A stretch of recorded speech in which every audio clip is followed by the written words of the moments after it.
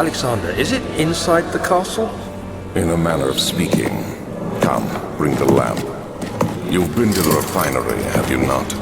I don't believe I have. Is it connected to the... what did you call it? The inner sanctum. My most precious chamber, Daniel. And it lies well beyond the refinery. In fact, it lies beneath the very stone of Brennenburg.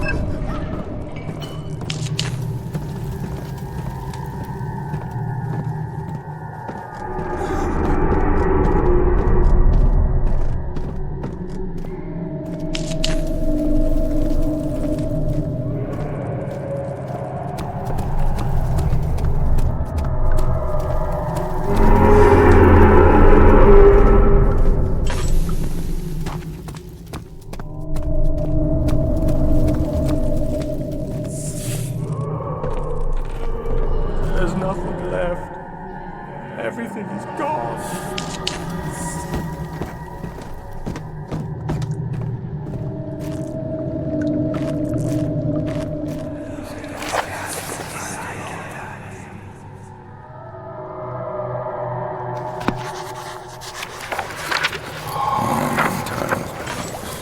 There should be more coop racks.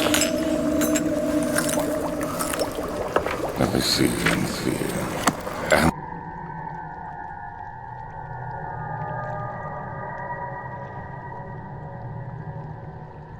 And one part aquaforce.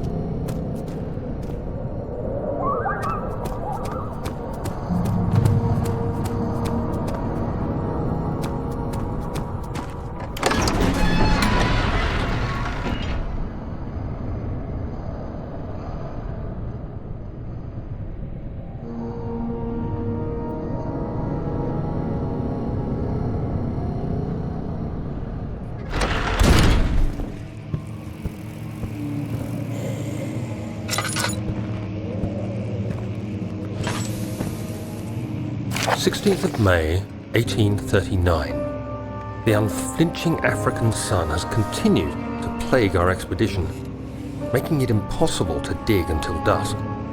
How Professor Herbert managed to find the location in these vast plains of nothingness remains a mystery to me. When I asked him about the tomb again, he told me about the legend of Tin Hanan, the mother of us all. An interesting story in its own right, but I can't help feeling there's more.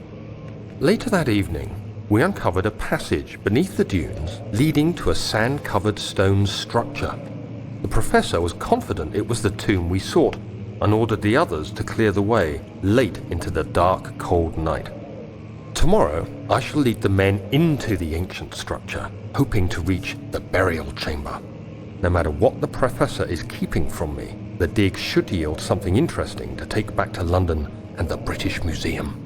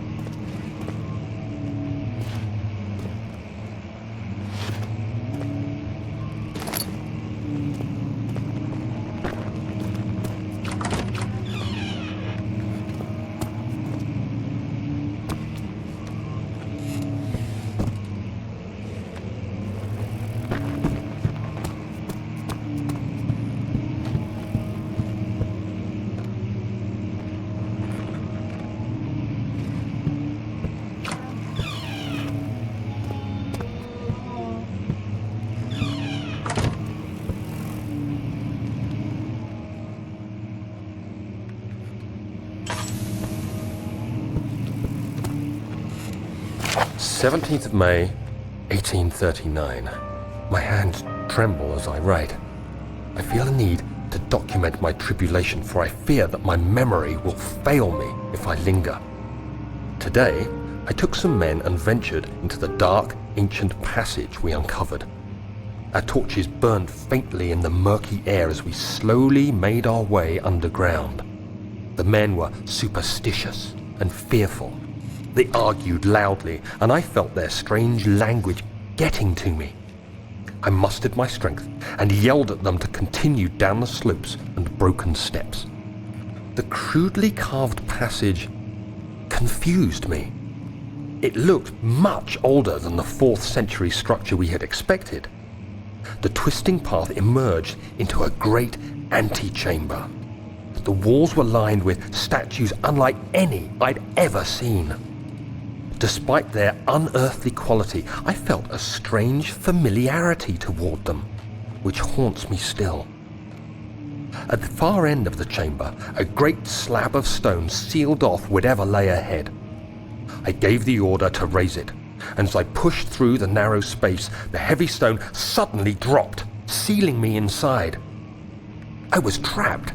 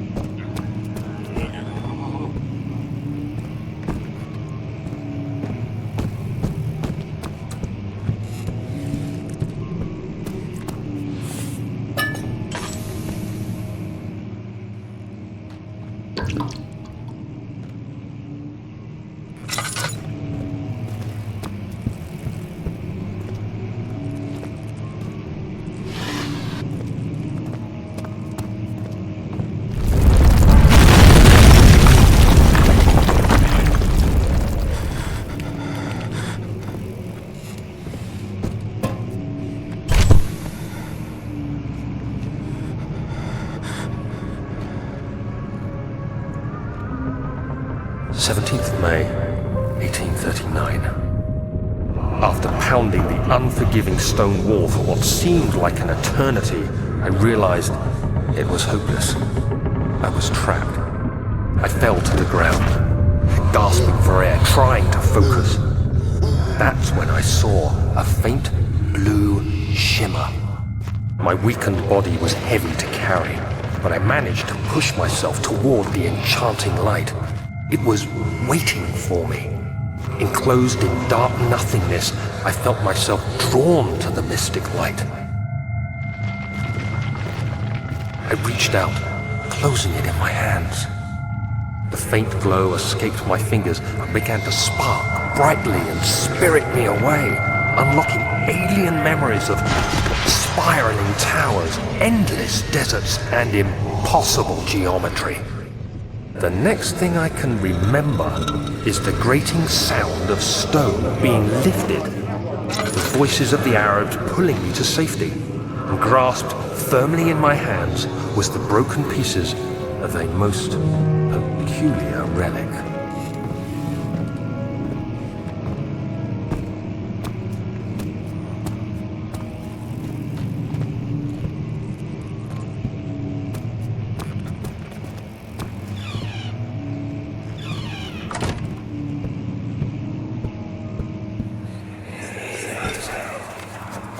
Much of the castle is old and hasn't been tended to for centuries. When the shadow arrives, it won't take long until things start falling apart. We're just buying time anyway. Let's do what we can. There isn't much to be done about the wards. We should reinforce weak structures.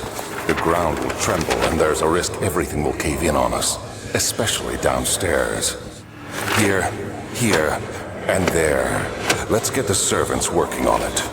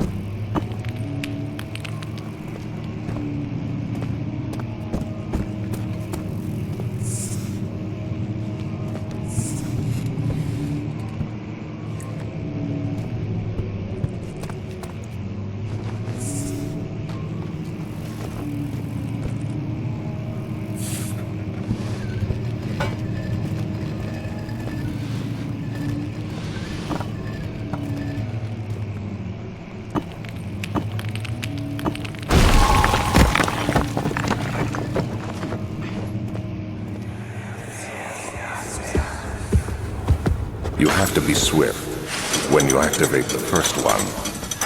You hear that? If it stops, you'll have to start over. Isn't all this a bit excessive? You can never be too careful, Daniel.